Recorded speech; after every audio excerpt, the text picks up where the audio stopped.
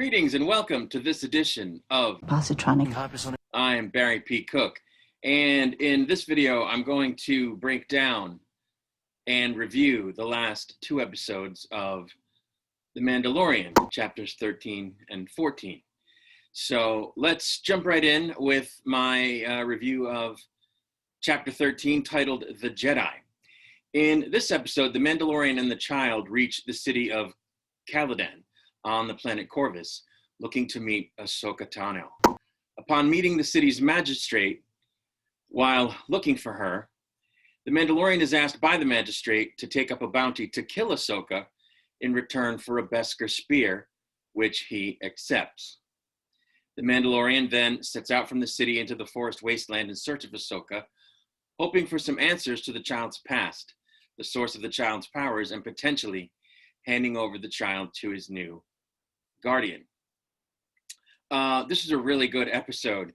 My thoughts on the opening, where Ahsoka is basically dusting guys in a creepy forest, was Ahsoka rules. That was the thought that I had. I just wrote Ahsoka rules in my notes. It was great seeing her, and that was a really great scene where she's basically sneaking around in like stealth mode and taking out these bad guys. And she even goes so far as to keep turning her lightsabers on and off, which I've never seen before, you know, because you don't usually see, to my recollection anyway, Jedi like stalking the people they're fighting. They're usually like running from them, or they're in open confrontation with them, in which case the lightsaber is either on or off, but not both back and forth, you know, like was done in this episode. But it's basically because the lightsabers glow so bright and make a sound, obviously, and they would have given her away if she just left them on continuously. So she kept turning them off to basically be in stealth mode, and it was really cool to watch her basically stalk these guys and take them out pretty much one at a time. And then you get to see a little bit more of Corvo after she confronts the magistrate outside the gates of the city, I guess. And then you get to see a little more of it when the Mandalorian first arrives with the child and he's walking the streets. And you get the sense that it's a pretty creepy place, you know, Corvo. At least the city is. And this was punctuated by the Mandalorian coming across a couple of prisoners being tortured out in the open right in front of the, like, I guess, magistrate's office complex or whatever you want to call it. So yeah, it was pretty foreboding. The funny thing about this episode was he's there looking for Ahsoka, right? And the first thing the magistrate says to him before she knows why he's even there is, "I want you to find this Jedi called Ahsoka Tano and kill her for me." And he goes, "Oh, well, where can I find her?" You know, and she just tells him, "Oh, she's in the forest." Well, isn't that pretty convenient? Now he knows where she is. So he accepts the bounty, I think not ever intending to actually kill Ahsoka, unless it became necessary, obviously, if she were not malleable to being, or not agreeable to being approached or talked to or whatever. So yeah, after that, he basically just goes to the forest and finds her. But I did make a note that one of the henchmen of the magistrate that you see in this episode was played by Michael Biehn. He played Kyle Reese in the first Terminator movie. And he was in this as her like head guy, I guess. So that was pretty cool. So the Mandalorian meets up with Ahsoka and they have, you know, a conversation about why he's there and how he came to be in possession of the child. And then she sort of has a Jedi tete-a-tete with the child. And it turns out the child has a name. His name is Grogu. How cool is that? We now know his name. We don't have to call him Grogu. And all the toys and other products that came out with him being called the child on it are now like special collector's editions. Do not open those boxes, folks. She mentions Yoda.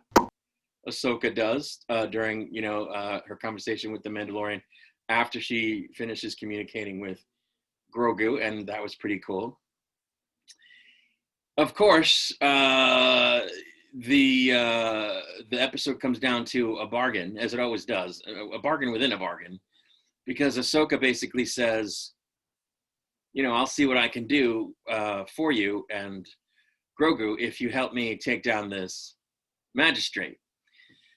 So they decide to do that, and that was just a great, sequence. First of all, when Ahsoka confronts the magistrate inside her palace or mansion on the grounds of her place, whatever it is, it was very reminiscent of old westerns and old samurai films.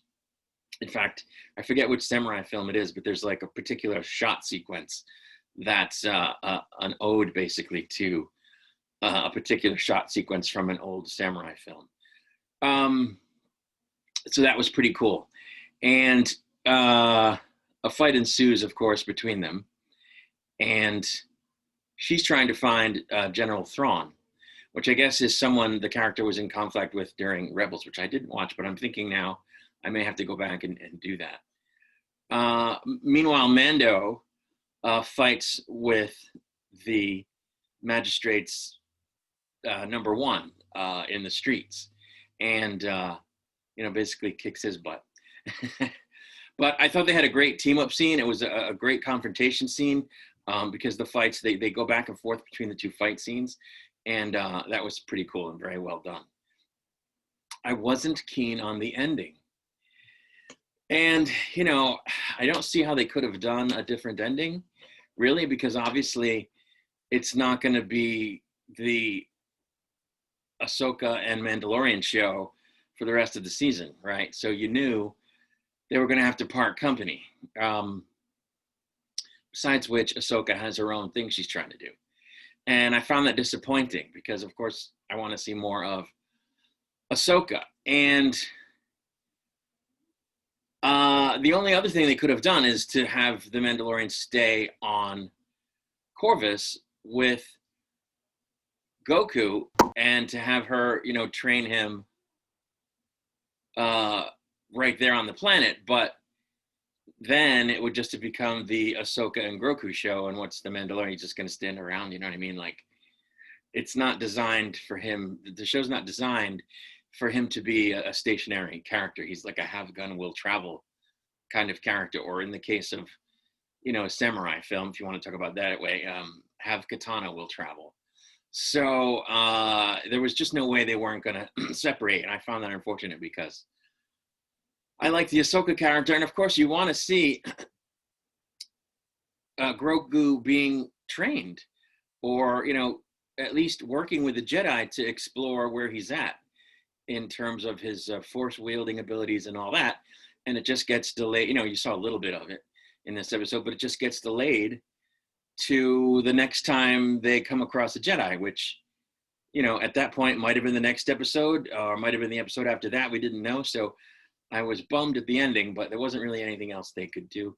It was the ending they had to have. So you just kind of accept it and roll with it. But great episode. I just wish the people who do this show could do Star Trek. Jon Favreau knows what he's doing with this property. Everybody else that's working on it must be doing a great job too, because the episodes are just great. It's not a perfect show. There are issues with it that I've talked about before, where the plot is basically rehashed every week. But that's just what the show is. It's like I said, have gun will travel, which is an old Western show, and it's kind of like the A-Team for you not so old folks who might recognize that sooner than you'd recognize what I'm talking about when I say have gun will travel. So it just is what it is. And once you accept that basic premise that it's a traveling sort of mercenary guy or a traveling, hero, then, you get past that and you just enjoy each bottled episode for what it is on each different world or what have you. And I very much do enjoy it. It's a great show. But let's leave this episode here and we'll get into the next episode, chapter 14. This episode was called The Tragedy, and the synopsis of this episode is as follows. Mando and Grogu journey to the planet Tython, seeking the ruins of an ancient Jedi temple and the Seeing Stone, per Ahsoka's instructions. And this is because it's a place where they hope a Jedi Master might sense Grogu's presence. Upon being placed on the Seeing Stone by the Mandalorian, Grogu enters a trance, locked inside a force field, leaving the Mandalorian to deal with various visitors. And before the episode ends, Grogu falls into Moff Gideon's evil hands. Another great episode, despite the unpleasant ending. But, you know, hopefully that situation will be resolved before the end of the season. It's just a couple of episodes left now. There were some funny moments in the beginning where the Mandalorian's basically trying to explain to Grogu why they're there, and you know, that he should be happy about meeting a new Jedi and being left with them for training so that he can learn more about all this Jedi stuff. It was just very funny. And he said, you know, when they get there, he goes, "Okay, well, I guess this is where we're gonna find the magic rock." Sort of, you know, in a Han Solo kind of way, belittling the Jedi kind of, you know, Jedi mythos, which he doesn't really understand. There's a cool sequence when they get to the planet and he tells Grogu, well, the area that we need to go to is too small to land the ship and we'd have to climb up these mountains. So we're going to have to do this with the windows down. I'm like, okay. And then you see him basically flying down to the surface, holding Grogu, you know, by way of his jetpack, which was insane. So, you know, because Grogu's ears are flapping in the wind, and I was thinking, okay, yeah, that's a windows down experience, all right. So they get to the place where the Seeing Stone is, and it's kind of like a Stonehenge type place with all these rock formations jutting up out of the ground, and he says to Grogu, I don't know, does this look Jedi to you? Which I just thought was funny. And I wondered in that moment if this is a real place, you know, somewhere on Earth that they shot at, because it looks real. But, you know, CGI is so crazy these days that it might be completely computer generated. You know, the rocks jutting up and all that. So, in fact, I think it must be, because if there was such a place, I'd have seen a picture of it at some point, I'm thinking. But anyway, I had that thought. So he puts Grogu on the rock, and Grogu's trying to do his thing. And the next thing you know, what do you see in the sky? Slave one. Uh-oh. Because we know what that means, right? It means Boba Fett. Boba Fett. Boba Fett. Where? And, of course, a confrontation ensues between Boba Fett and the Mandalorian. And while I was watching it, I just thought it was very interesting because, you know, the actor that's playing Boba Fett in this is the actor who played Jango Fett and, you know, I guess the Clone Troopers. And he's never actually played Boba Fett before. Boba Fett in Empire Strikes Back and Return of the Jedi was, you know, a different actor or actors. So, you know, it's kind of funny to see him playing this same part, because the other people who played it didn't speak.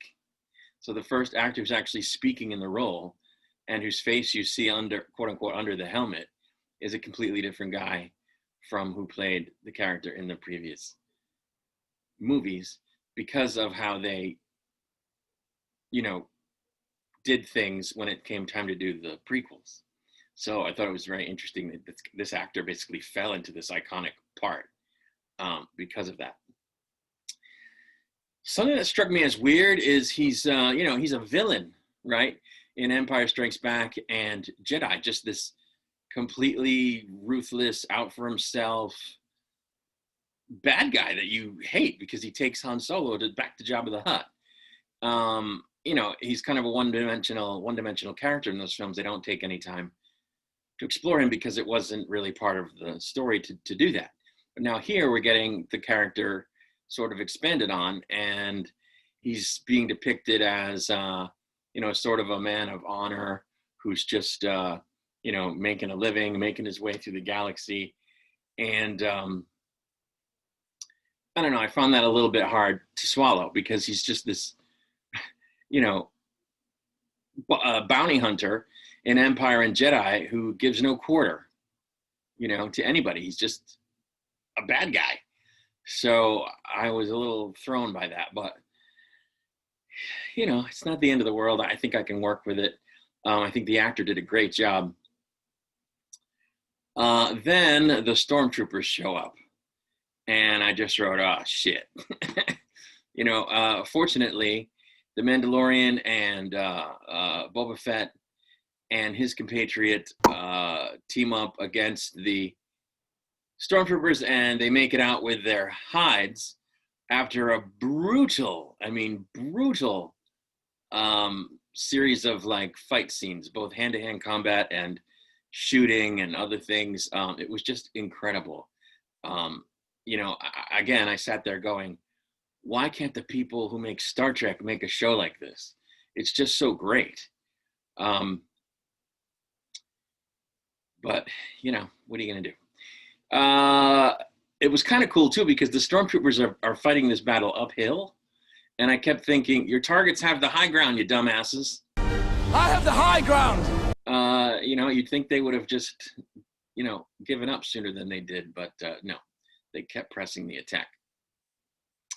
And Boba Fett just continued to kick ass. I mean, at one point I just wrote down, Emmer effing Boba Fett.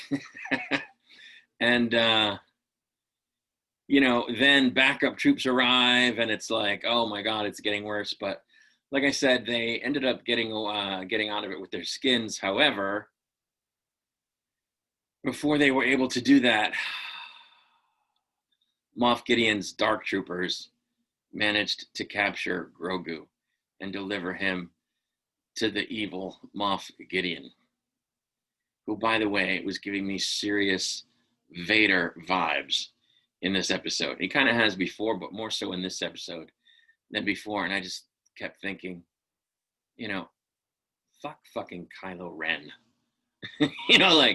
Seriously, Kylo Ren cannot hold a candle to this Moff Gideon character, who just has a presence.